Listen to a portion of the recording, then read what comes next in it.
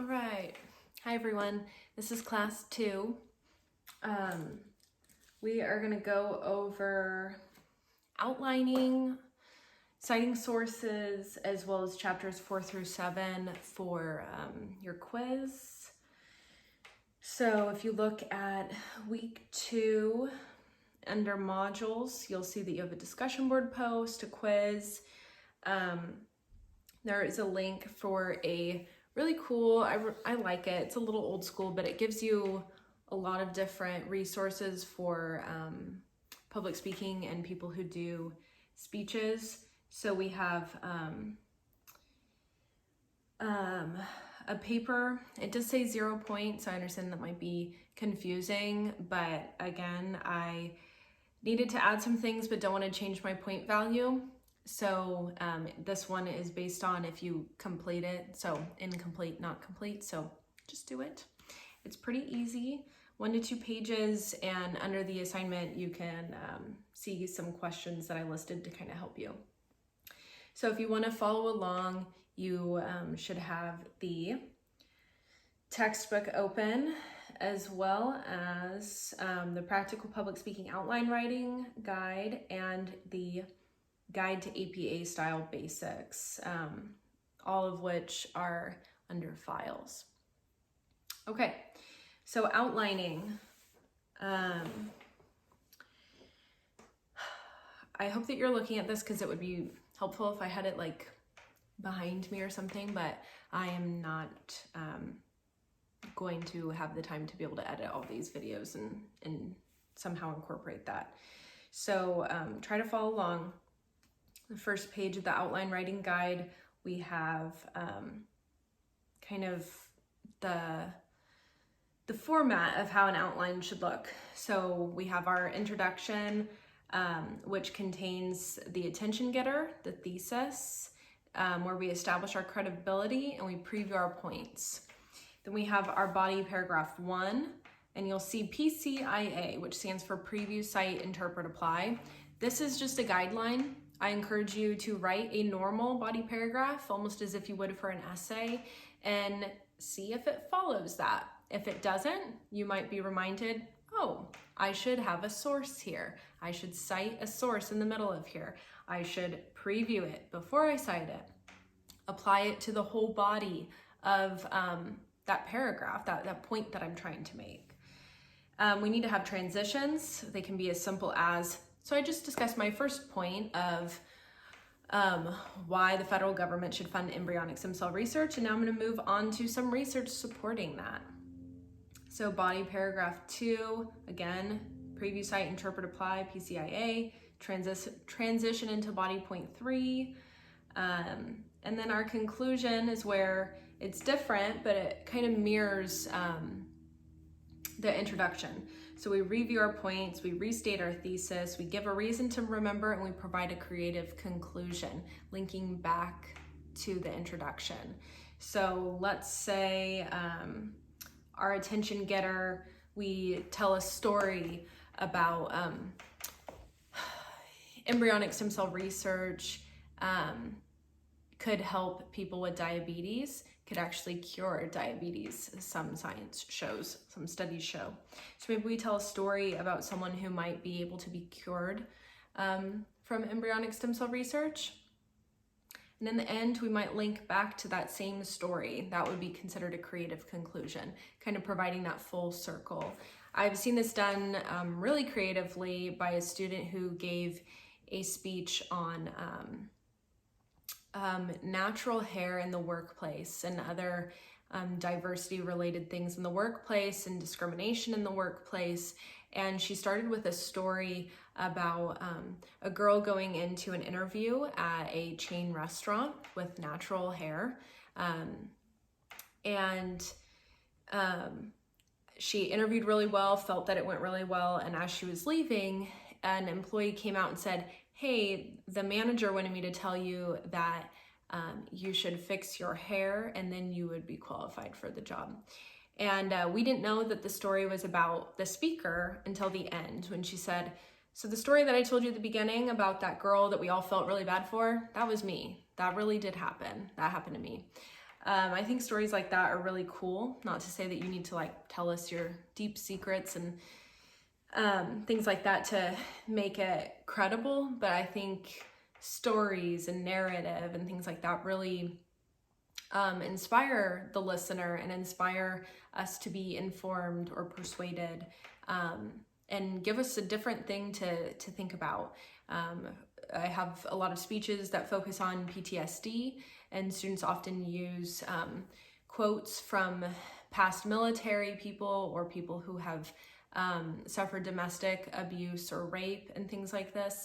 And using some of that narrative is so heartbreaking that it really connects with the audience and the listener for them to be able to form maybe a different opinion or agree with you or just be informed in general. This can apply for both informative and persuasive speaking. Okay, so in this outline writing guide, I completely break it down. So if you're like, I can never determine what a good attention getter is, I promise you, you can. So I just gave some examples, but in the outline writing guide, we have examples like storytelling, rhetorical question, a statement, a statistic, presenting a problem. So I have in here, I'm not going to read all of these. I think that can be your responsibility to go through and read every example that I list in here. I took the time to create this for you.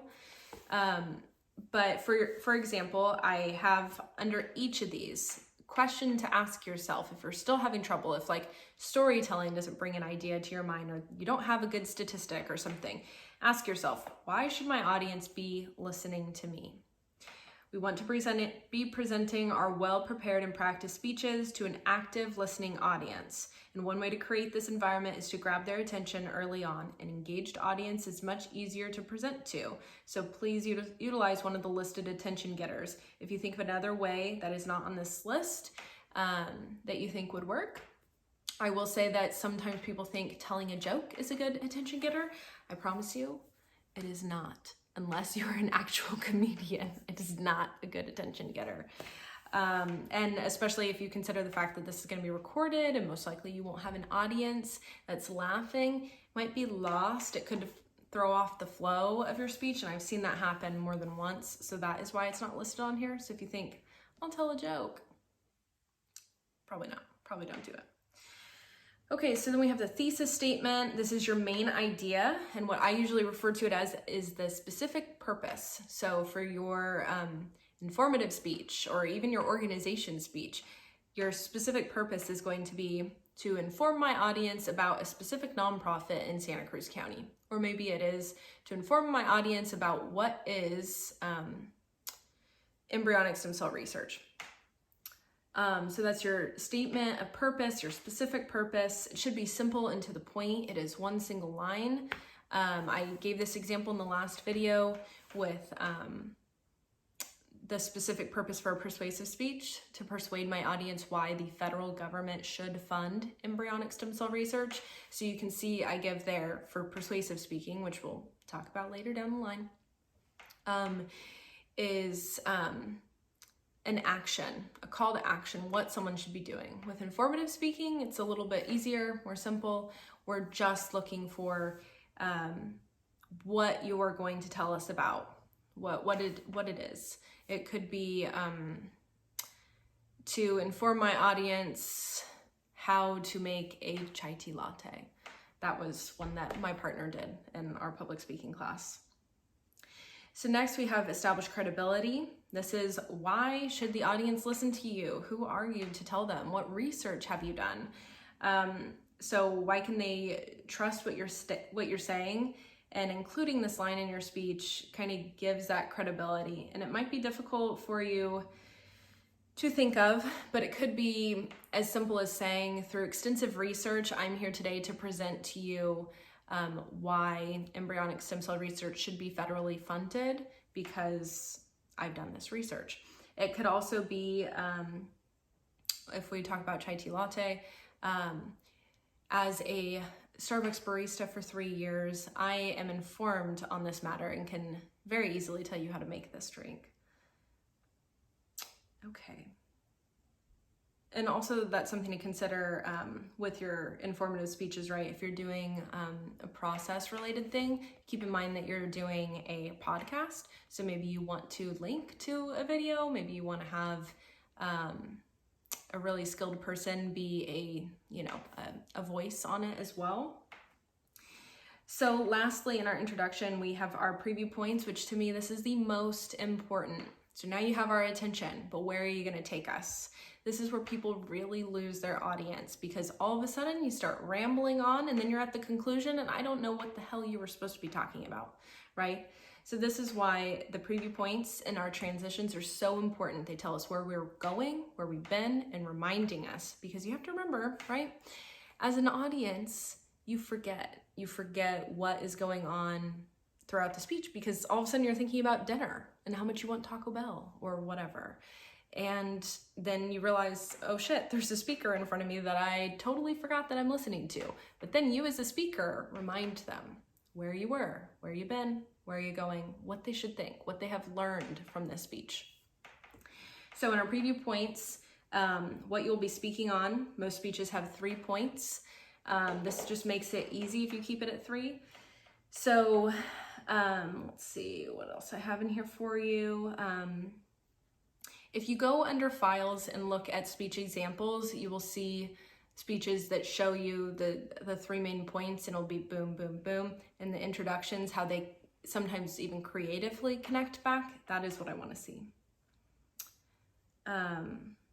Okay, so I break down preview, cite, interpret, apply. In here, I also have a picture that I like to use for that communication process model, which we talked about in the last video. And transitions. I give some examples here, so you can use phrases like, moving on to my next point, the history of dogs being man's best friend. This is acceptable, but more creative examples are great too. And there's a speech on, it's a persuasive speech example under files, and probably in one of the later modules as well, it's linked, talking about genetically modified foods. And she has some really great creative transitions if you want a good example. So you can also contrast or show cause and effect to move on to the next point. But the main thing here is the audience needs to know that you're finished talking about that one point and you're moving on to the next point. That is what you're trying to accomplish here. And it sounds very strictly organized, and that is how informative and persuasive speaking is supposed to be. And it might be difficult for you to work with that, but just picture yourself writing an essay. This isn't like you're giving a presidential speech or something like that. We'll get to that more creative speech at the end to kind of give you that applied feeling of if you were giving a speech somewhere in real life. Okay, so then we have our conclusion. And again, we review points. So today I discussed 3 main areas of my research: variables and hypotheses, method and qualitative study, and interviews. That's an example of what those 3 main points might have been. You're wrapping up your speech, reminding your audience what you have been talking about this whole time and why it's important. So when you restate your thesis, it's a copy and paste of that specific purpose from the beginning. The amount of times that I've seen people come up with a totally different thesis by the end of the speech is the most confusing thing for me. It needs to be the same thing throughout. I shouldn't end up at the end of your speech saying, what? But you said you were going to talk about this, and now it was actually about this. It's the same at the beginning, copy and paste it for the end. Reason to remember. So you want to pull out the underlining main ideas that can help your audience remember, oh yeah, I learned about the importance of walking dogs in a speech freshman year. It can be simple as, so next time you think about walking your dog, think back to what we have discussed today and the research that I've presented to you. As easy as that. And then creative conclusion, I already gave you lots of examples of this, so I'm not going to go there. All right. We went through the outline writing guide. Done. And you have access to that whenever you want. So if you notice in the guide to APA style basics, again, I did not, it's links with Chico State because that's where I was teaching when I created this. But everything is applicable. In your module under week 1, you'll see a link for online research. I went ahead and linked, let's see what it's called. Cabrillo College One Search. It's under library services. Let's see, the library is closed for in-person visitors currently, but all our online resources are available 24/7. So if you click on like articles and databases, it takes you to things like one of my favorite ones is Academic Search Complete. You have to log in with your ID. And then you'd be able to search for things like embryonic stem cell research. And then every peer-reviewed scholarly article for that topic will come up. It's really important to me that you use that. So we're gonna go over the guide to APA style basics. I understand that probably many of you aren't ever going to use APA, so I'm negotiable with that if you're using MLA, or I don't know if anyone really uses Chicago anymore. But I'm not stuck to this, especially since we can't go over it in class. So the most important thing here is that you should have a reference page. This is a whole page separate from your main outline. So when you submit your outline online, the very last page of it should be a reference page. It'll say references or works cited at the top. There are resources that you can use to help you cite sources properly. I'm not going to be a stickler on this. That's not what I'm teaching here. The important thing to me is that Wikipedia isn't on there and other non-credible sources. That is really important to me. So it should be a journal, a scholarly peer-reviewed article, preferably retrieved from that library research database that you have access to. Let's see. It gives examples in here of how to cite a book with one author, a chapter from a book, a journal with one author, a journal with more than one author. Lots of different examples, newspaper articles, how to cite it in text, which these are not super important. The important thing to me is that in your speech, which you'll see in both the outline writing guide, let's see here, if I gave a good example. So in, let's say, body paragraph 1, you preview, cite, interpret, apply, right? So in that cite section, it should basically just say, according to Erica Anderson in her article titled Public Speaking, last accessed on October 31st, she states, in quotations, and you read them. You do not paraphrase, you do not give us your interpretation of it, you give us the oral citation. After that, you interpret it. You tell us what that means. What does that mean in relation to your speech topic? How does it support what you're saying? Is it strictly informative? It's showing us that a lot of research has been done? Great. Is it persuading us? Is it showing us why we should believe a certain thing? Tell us what that means. Flesh it out, right? There's good examples in the videos that I have posted, as well as the outlines that I have posted. How to orally cite your sources is really important. If you need more information on that, please let me know. All right, we're gonna go over chapter 4 through 7, which is for your quiz. You still need to read this in order to take the quiz. I'm just going over what I would go over if we were in class. And considering if we were in class, it would be a hybrid class. That would mean that the reading would be done mostly by you. So I will do what I can here. So chapter 4, selecting a topic and a purpose. So It gives you some tips on brainstorming for topics, choosing topics. I will post some links in our modules as well for some good topic selection, but you're always more than welcome to text or email me if you have ideas that you want to go over or see if something would work. I'm going to be pretty lenient with this because there's a lot of activities that we would do if we were in class to help you choose your topic. So you want to determine your general purpose. So that's your specific purpose statement, that thesis statement about what your speech is going to be about. And they talk about phrasing a central idea, and that is basically just saying that when you're giving this speech, you need to have a very specific thing that you're talking about, right?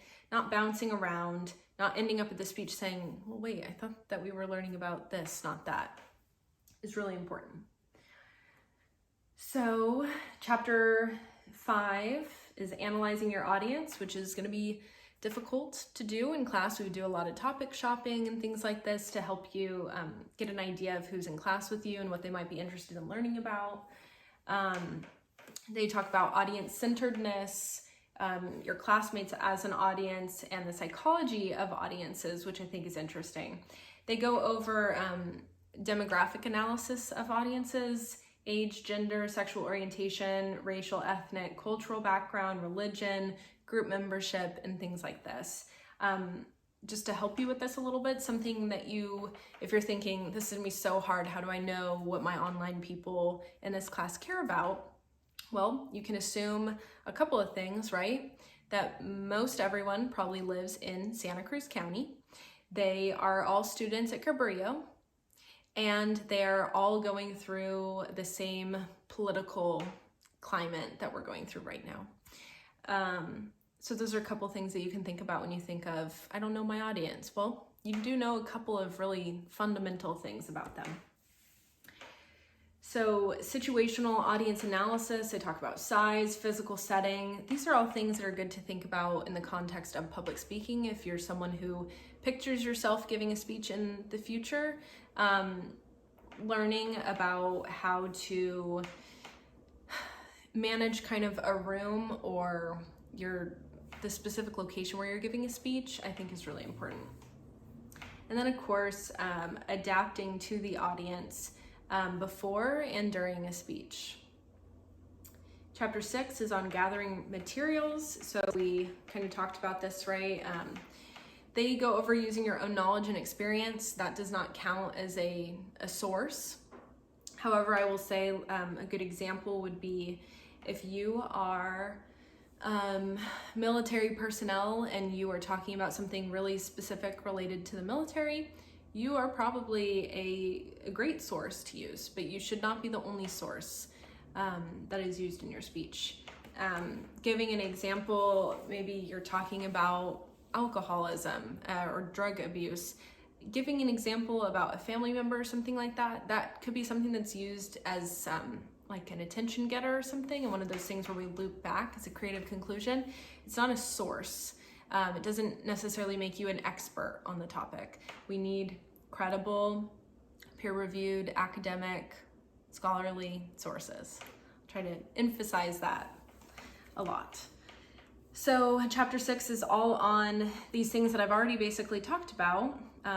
It goes over how you can use librarians, the catalog, databases, newspapers, different reference works, how to use search engines, and evaluating internet documents. It also goes over interviewing. Let's say maybe you do want to talk about PTSD in military personnel, and maybe you know someone who was military personnel that is suffering from PTSD, and you want to interview them and include kind of some of their statements in your speech. It has resources for how to do that. Okay, lastly, we've got chapter 7, which is supporting your ideas. So this is that interpret and apply portion. So you have the source citations, right? You tell us what they are, where that research is coming from, why it's important. And now you're applying it and giving us, they go over different types of examples. So brief examples, extended examples, hypothetical examples, and how do you use those examples? Using statistics is really important in both the informative and persuasive speeches. Choosing topics that have extensive research and statistical analysis is really great. It makes your speech writing so much easier because you just plug in those statistics. Using expert testimony, it goes over quoting versus paraphrasing, which is really important, and different tips for using that testimony. And probably the most important page of all those chapters is going to be 159 for citing sources orally, which I've gone over, but please review again because it's very important to me. All right, I think we've gone over everything for week 2 module. Check out that documentary. I think it's about 55 minutes. And write that paper, do the quiz, what inspires you, start thinking about, you should be working on getting that organizational speech recorded. Some tips I have for figuring out maybe some local organizations. You can go to either the Community Foundation, their website, the Santa Cruz County Community Foundation, or Santa Cruz Gives is a nonprofit organization that helps, I think it's usually around 35 local nonprofits a year do a holiday end of year campaign. So you can search through and read about those nonprofits and get ideas for who you might want to present on. Alrighty, week 3 video will be up next.